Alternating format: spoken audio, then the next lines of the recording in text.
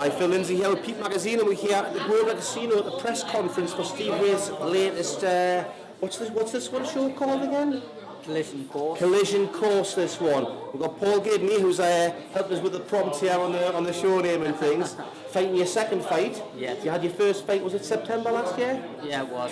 Obviously, you won your first one. I did, yeah. I wasn't there that night. I was at a different boxing show. I had other commitments on, but I've heard good reports about you on that night, that you had a very good debut, looked good, and that you want to watch coming into 2016. What are your thoughts on yourself and your potential moving forward? Yeah. I'm in a great camp, so I feel like I'm in the right team to be moving forward.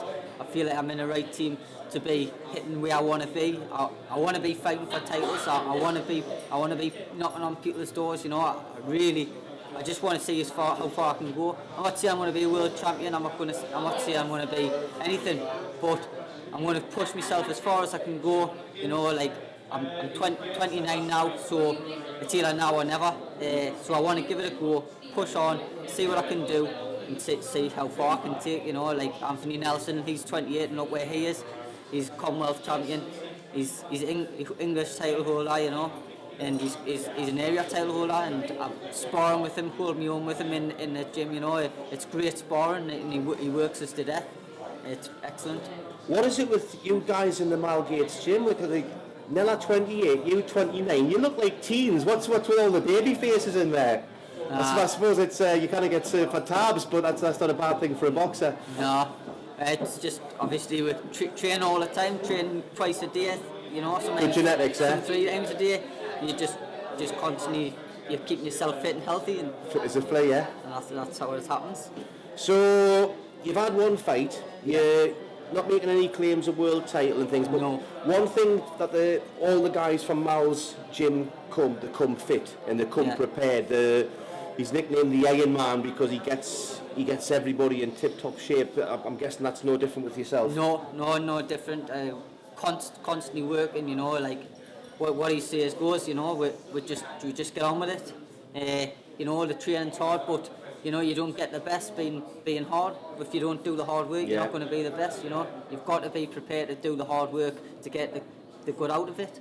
Well, your opponent's going to put the work in, and the higher you go along, the more work, the more talent they've got. So if you don't put it in and they do, then it's not like a football match where you might not turn up, and if you're a defender, the man gets past you and it's like, oh, you get slated in the papers. But if you're in a boxing match, you're not prepared and the guy is.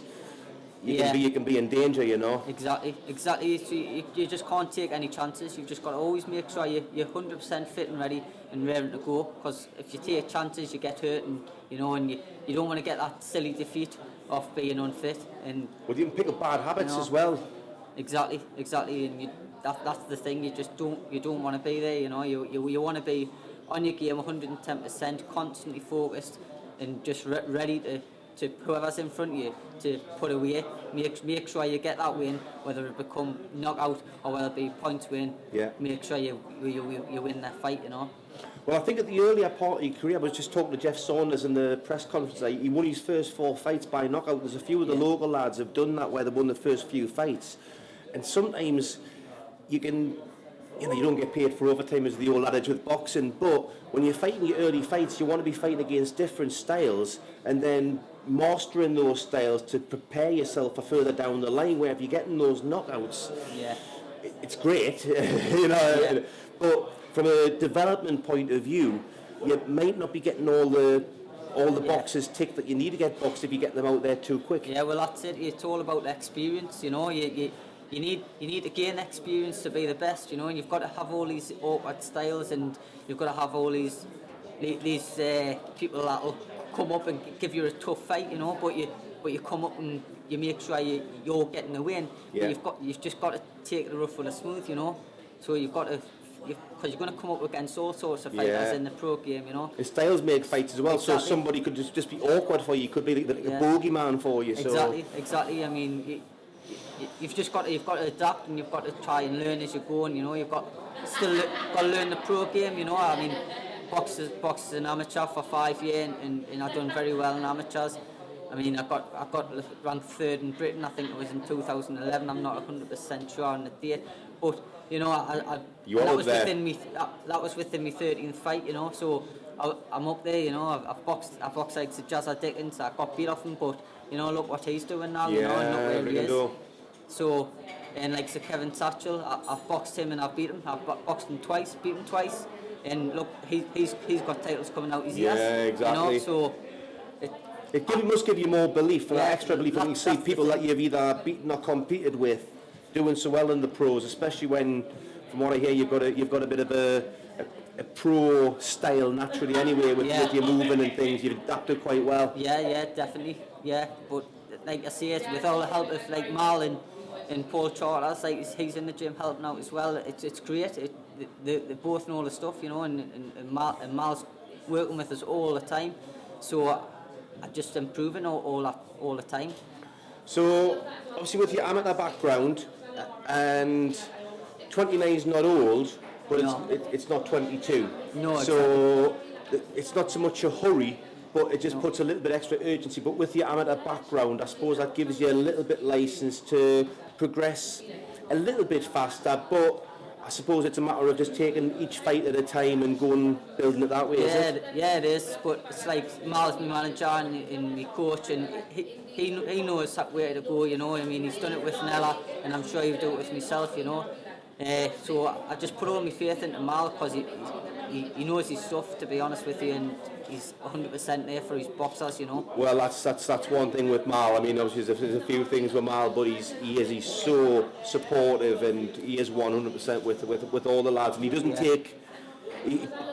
Previous interviews and conversations I've had with Mal, he's often had different boxers, amateurs and different ones asking to join his gym. He's always been selective and no. He has. So the fact that he's took you on board is credit to yourself. To be honest, it's a privilege to have been accepted, and obviously I know the lads from like amateurs, you know, so I fit in really well. It was great to be there, you know, and we just bounce off each other, to be honest. And like I say, I get great sparring off Nella. He's used to doing 10, 12 rounds, you know.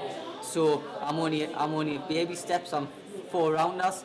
So he's pushing us on, and I'm fit as a fiddle, and do form my head now, you know. I'm ready to go, and come the 18th, whoever's put in front of us is going to get beat, and that's without a doubt.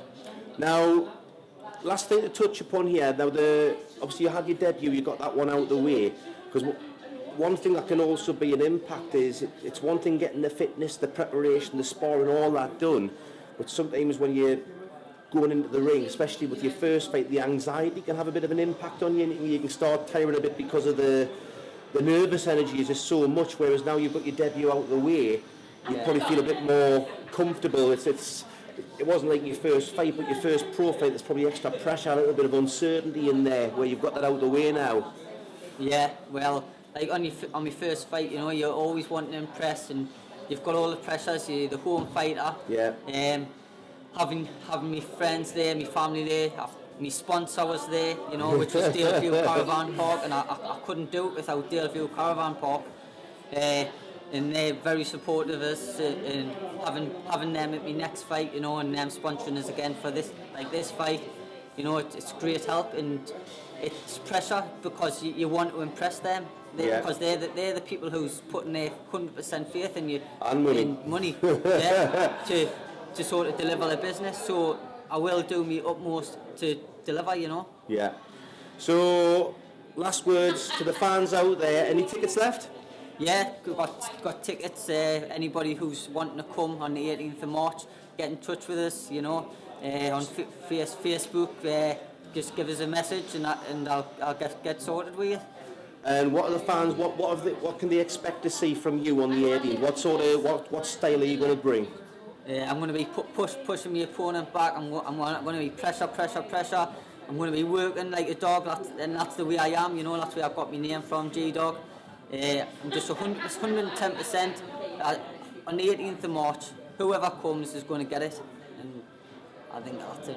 Can't say it fairer than that. Well, G-Dog, Paul Gidney, second fight on March the 18th. I'll be there. Can't wait to see you in action. Thank you. Top man.